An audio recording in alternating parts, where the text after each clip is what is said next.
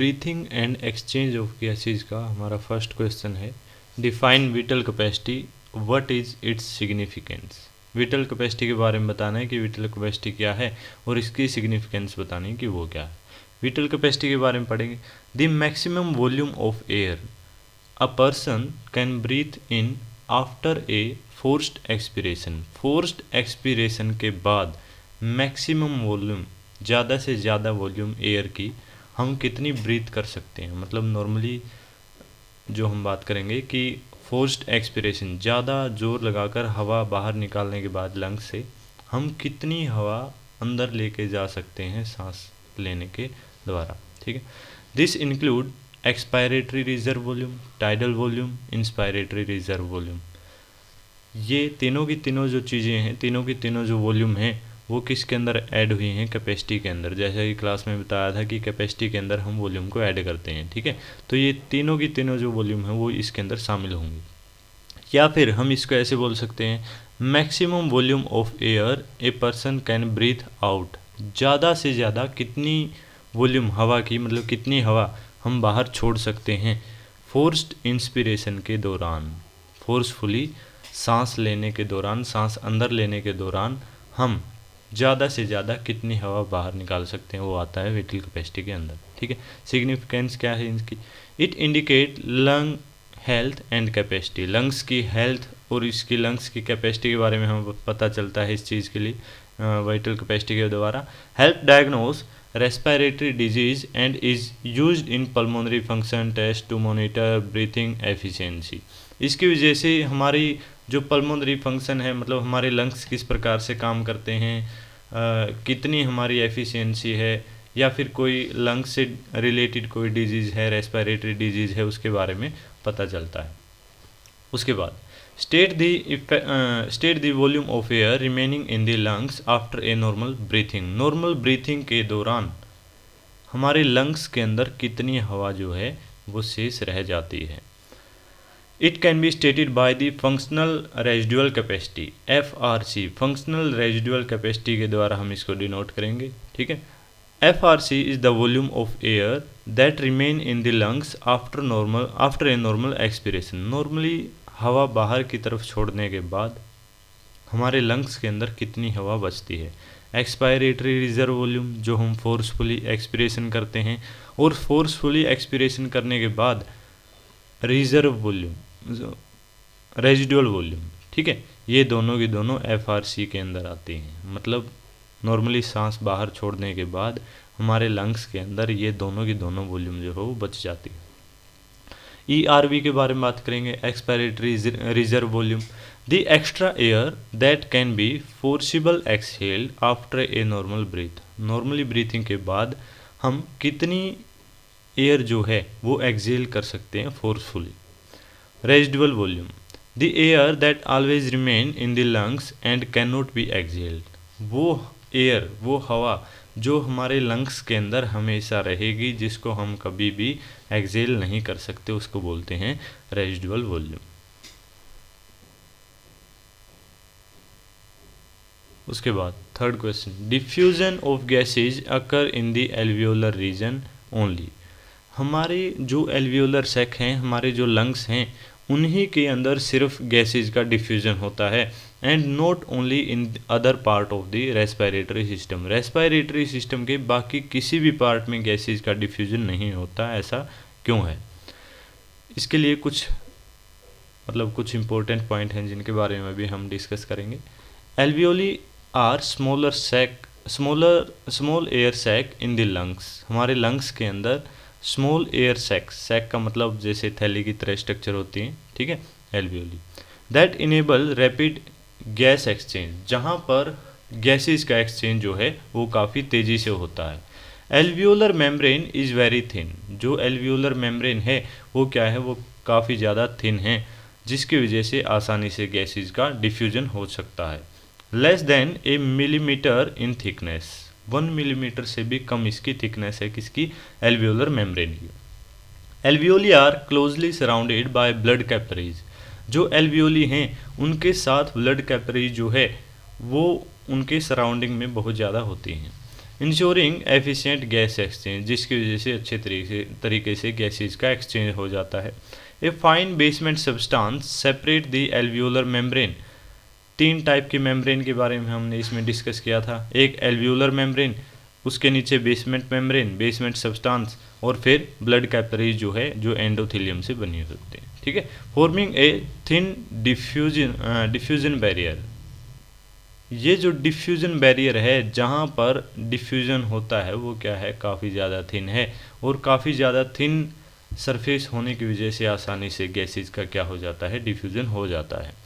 This thin barrier facilitate easy diffusion of gases between alveolar air and blood. ये हमारा alveolar sac है, यहाँ पर ब्लड कैपिलरीज है, ठीक है, और इसके बीच में प्रेजेंट है बेसमेंट मेम्ब्रेन। तो यहाँ से ऑक्सीजन का ब्लड कैपिलरीज के अंदर काफ़ी अच्छे तरीके से डिफ्यूजन हो जाता है। एल्वियोलर एयर मतलब जो एल्वियोली के अंदर एयर प्रेजेंट है, वहाँ से ब्लड में अच्छे तरीके से डिफ्यूजन हो जाता है। Alveolar air has high partial pressure of oxygen. अब यहाँ पर जो एल्वियोलर एयर है, यहाँ पर ऑक्सीजन का पार्शियल प्रेशर क्या है, काफ़ी ज़्यादा है, 104 mmHg। And low partial pressure of carbon dioxide, और कार्बन डाइऑक्साइड का पार्शियल प्रेशर यहाँ पर क्या है, कम है, जिसकी वजह से ब्लड के अंदर काफ़ी अच्छे तरीके से डिफ्यूज हो जाती है। Promoting diffusion into and out of the blood, जिसके द्वारा पार्शियल प्रेशर के द्वारा ब्लड के अंदर आसानी से डिफ्यूजन हो जाता है। These structural feature are unique to alveoli and not found in other part of the respiratory system. ये जो यूनिक फीचर हैं वो सिर्फ एल्वियोली वाली सरफेस पर पाए जाते हैं, रेस्पिरेटरी सिस्टम के किसी दूसरे पार्ट में नहीं पाए जाते। इसी वजह से गैसेज का जो डिफ्यूजन है वो सिर्फ एल्वियोली में होता है, रेस्पिरेटरी सिस्टम के किसी दूसरे पार्ट में नहीं होता। What are the major transport mechanism of carbon dioxide explain. Carbon dioxide को ट्रांसपोर्ट करने के लिए मेजर क्या मैकेनिज्म है, किस किस तरीके से कार्बन डाइऑक्साइड को ट्रांसपोर्ट किया जा सकता है, उसके बारे में हमने 3 पॉइंट पढ़े थे कि कार्बन डाइऑक्साइड हीमोग्लोबिन के साथ बाइंड होगा, कार्बामिनो कंपाउंड बनेंगे, और इसकी वजह से क्या होगा, ट्रांसपोर्ट हो जाएगा बाइकार्बोनेट की फॉर्म में 70%, और 5 से 7% जो है वो प्लाज्मा में डिफ्यूज होकर डिजोल्व होकर। देखो, एज कार्बामिनो हीमोग्लोबिन बनाएगा, जैसे ही हीमोग्लोबिन के साथ कार्बन डाइऑक्साइड जो है वो बाइंड होगा। About 20 to 25% of carbon dioxide bind directly to haemoglobin. 20 से 25% जो कार्बन डाइऑक्साइड है वो हीमोग्लोबिन के साथ बाइंड हो जाती है, कार्बामिनो हीमोग्लोबिन बनता है। This binding occur at different site than oxygen. Oxygen से दूसरी जगह पर ये बाइंडिंग होती है। अब जैसे ऑक्सीजन की बाइंडिंग हीमोग्लोबिन के साथ हुई एल्वियोलर सरफेस पर, ठीक है, लेकिन ये बाइंडिंग कहाँ पर होगी, कार्बन डाइऑक्साइड की ये टिश्यू के अंदर होगी। So both gases can be carried simultaneously. तो इसी वजह से दोनों की दोनों गैसेज जो है वो हीमोग्लोबिन अलग अलग जगह से कैरी करता है। उसके बाद है बाइकार्बोनेट की फॉर्म में। अबाउट 70% of carbon dioxide is transported as bicarbonate.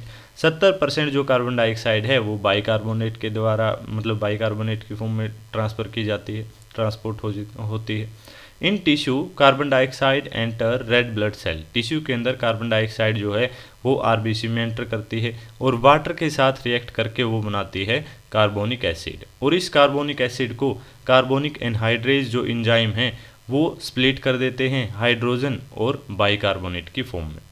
Bicarbonate travel in the plasma to the lungs. अब ये बाइकार्बोनेट जो है वो ट्रैवल करती है लंग्स तक, where it converts back to carbon dioxide and is exhaled, और लंग्स में जाकर ये वापस से सेम कार्बन डाइऑक्साइड बन जाती है जो बाइकार्बोनेट बना था, ठीक है, और फिर लंग्स में से हम इसको सांस बाहर छोड़कर आसानी से बाहर निकाल लेते हैं। Dissolve in plasma about 5 to 7%। 5 से 7% जो कार्बन डाइऑक्साइड है वो प्लाज्मा में डिजोल्व होके आसानी से ट्रांसपोर्ट हो जाती है लंग्स तक, टिश्यू में से लंग्स तक, ठीक। What will be the partial pressure of oxygen and partial pressure of carbon dioxide in the atmospheric air compared to those in the alveolar air? Atmospheric air के अंदर और एल्वियोलर एयर के अंदर किसका पार्शियल प्रेशर कितना होता है उसके बारे में हमें डिस्कस करना है।